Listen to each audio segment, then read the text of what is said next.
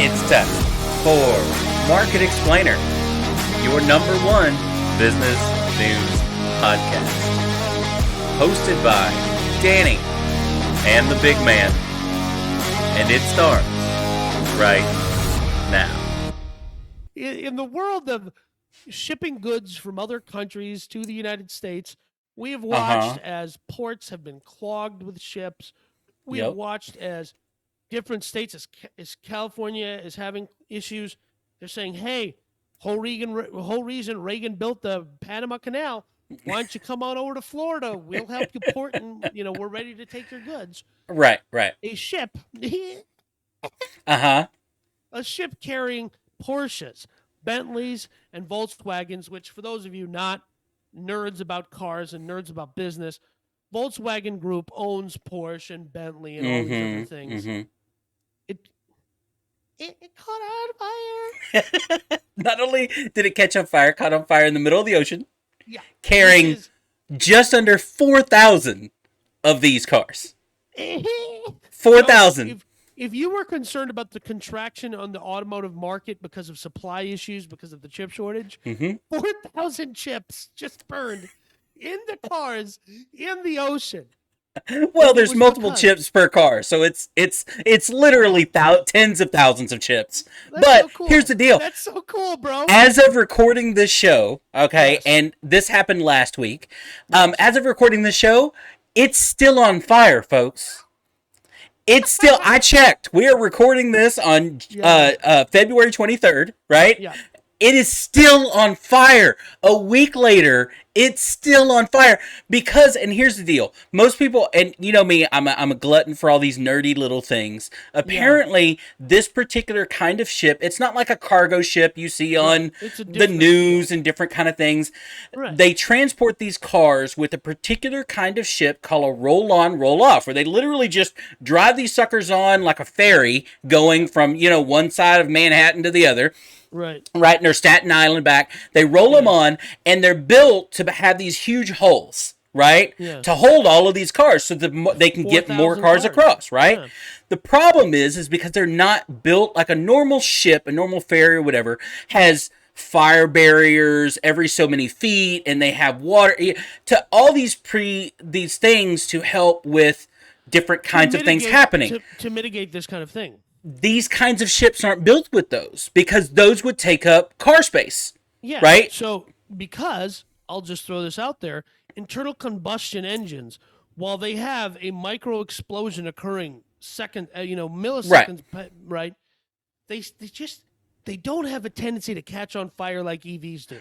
But they don't ship them. They don't ship them with a lot of gas in them. It's not like they're all coming over because that would be even more weight. No. If they had. They literally ship these things where the light's blinking. Like, they ship these things like a woman driving her kids to school. Like, the light's blinking. Like, please get me to the gas station. Please just let me make it. Seconds, and, so... but EVs are fully packed, right? That's the thing about EV. And here's the other thing. And it's not clear yet because obviously it's still on fire. They haven't been able to assess the damage. So they don't know exactly yet. They don't know exactly what has caused it yet. They've got 2 tugboats out in the middle of the ocean trying to put these fires out.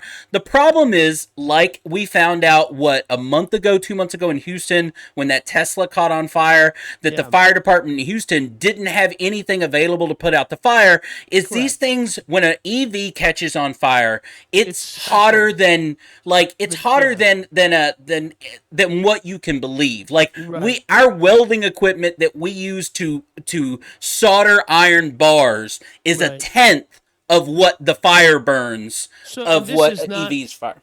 So, in the context of our show here, I'm more of the the future is going to be wild and crazy, and Big Man's more like it's going to be measured and it's going to be normal, man. So I hope that's all. So I'm just because I'm more of the crypto futurist type of person, and Big Man isn't. Right. But that's why we have a show, is because we have such different views on things, and I hate to appeal to his Gen Xer sensibilities, but this is why EVs are probably not going to be the thing that they are projected to be. And here's the other thing. Just this last week, the new Kia EV got into a what appears to me like a minor accident somewhere in Europe, and just caught fire. So I remember I didn't here's the read thing. that story, but again, not surprised. Things are going to happen. You have electricity, you have Yes, power, you you have, I have mean, battery packs. right. So you have nickel cadmium, which that's I think nickel cadmium batteries or whatever. So I think that and again, on this one hand, I'm this techno futurist. Like we're gonna have this crazy future, but at the same time, I like lots of noise. I'm a man. I want V8 noises. I like Mm-hmm. supercharger wine. I like all of this, right? Mm-hmm. And I I hate the concept that I would buy an electric car, and I hate the people who are Tesla fanboys, but I hate the idea that I can't have a regular gas powered internal combustion engine Mm-hmm. as an option. Like I want to have multiple vehicles. I've always been a guy who has more than one car most of the time, Mm-hmm. and I would love to have a car that I drive every day that's electric. Just makes my life easy. So if I'm commuting or going somewhere, and then I come and plug it in, but I still want V8 noises. Yeah. Well, I So think in the future holds both of those things are going to be fixed. yes, I think we've talked several times that again I believe that it's more of a interchangeable both gas and yeah, electric motors for the future. it's gonna be a It'll be a hybrid. combination. They'll Yeah, figure those hybrid things out. But I also think that you and I have talked about this. I don't think that EV really takes hold until batteries have changed. The next evolution correct. in batteries, which I would normally, when they take a step forward, one of the things they alleviate is some of the dangers of that. It's like one of their goals, right? Yeah, Is okay, we want to not only make a leap forward in power storage, but we right, also want to make it safer, right? We don't want it to burn at yeah, 1,000,000,000 degrees. right. Um, It's burning at 2,000 Kelvin, which is that's a joke. But I'm just saying it's burning really hot. And here's the thing: every leap forward in technology has this, right? You have right, it's 100 steps forwards, 75 steps back, right. because we have to figure out how all this works. In the car industry, if you look at when I was born, and the 70s and 80s, when Big Man was already very old, I was already, yeah. Mm-hmm. there was the Malaise era where you could go buy a freaking Firebird, you could go buy the Mm-hmm. one with the crazy chicken on, 7.7 liter high output V8, Yeah. had 200 horsepower, right? Uh-huh. And in my lifetime, that went from being the horsepower on a big liter car to 700 horsepower, 800 horsepower. Yeah. So I have no doubt it's coming, or it's going to get there. But here's some interesting facts about this boat being on fire. The boat itself, the ship itself, the Felicity Ace, That's right. is valued at $24.5 million, Uh-huh. and the vehicles on it have a street value of $500 million. That's right. And they have already declared it a total loss. Yeah, of course, because you're not going to recover anything once the fire started. Here's the thing: they just burned the GDP of Gambia. So Like that is the GDP of or some country. Like, I mean, whatever, or El Salvador. They just burned the entire GDP of El Salvador on a boat. So here's again, I find that first of all, we should say that all 22 crew members are safe. They all got off Mazel tov. the ship, right? Yeah, So nobody was hurt. No person was hurt, right, in yeah, this. From their accounts, and they don't know where it started. The people, the crew apparently doesn't know where it yeah, started, but according to the crew, it started with one vehicle fire. yeah, Like a single yeah. vehicle was on fire. So here's what happens. Several of the big manufacturers, so Chevrolet, for instance, has been advising people to park their Chevy Bolt outside, and has been telling the dealerships, don't put them on the showroom, leave them outside, because they randomly catch on fire. So And this is listen, I still have that 15-year-old boy in me that's like fire, fire, fire, fire, yeah, fire, fire, fire. exactly. Like I want to see a video of this. Like I want to see an Yeah. entire $25 million ship just ablaze. No, I You want to know? see the GDP of a small South American country light on fire, and let me tell you something, just as a side note. a lot of these huge ships Uh-huh. have Indian crew members because they have engineering degrees, and they come from an impoverished part of the world where if you start offering people silly amounts of money, $60,000-$70,000 US, that means their entire extended family is taken care of. So my father worked on a ship, not like this kind of boat. He did Yeah. work on a not a cruise ship, but But it they was sit on a a ship that travels back yeah, and forth. And and you know what that's I mean? and they come back to port and they're at home for it's usually they're out for 2 months, they're in for 2 months, out for 2 months, that kind of Yeah, thing. I'm sure they have a rotating crew, right? Yeah, Like somebody and gets off, the next crew gets on, and right. And my grandfather, when he first met my dad, said, "Well, you don't want a guy who's working on a boat because he's never going to be home." And so my dad went and got a job with the airline working on the airplanes. But I'm just saying, like mm-hmm. that. So like, there's a lot of Indian crew guys on here. I just think it's this is this is the new future that we're in, which is like, hey, the Porsche Taycan Turbo, which is a mind bender of a term because there is no turbo, but No, Porsche just decided turbo means fast. sure, When I was a kid, and I get we're in a new world and everybody's different and all this other wild stuff, everything has a, mm-hmm. but turbo should mean the vehicle has a turbo. Has an extra turbo, yeah, Yeah, like extra, like yeah, Porsche turbo should be Porsche and with a a little turbo. extra, like a Yeah. yeah, no, but no, But what they've decided it means is there's the regular Taycan, and then there's the which is now called the turbo. So I'm just saying, it I'm sounds just so saying, childish. It I'm does. just I'm saying, sorry. The word turbo sounds like a 5-year-old came up with a marketing term. Let's yes. call it turbo. Let me tell you something. Let me tell you something. It works though.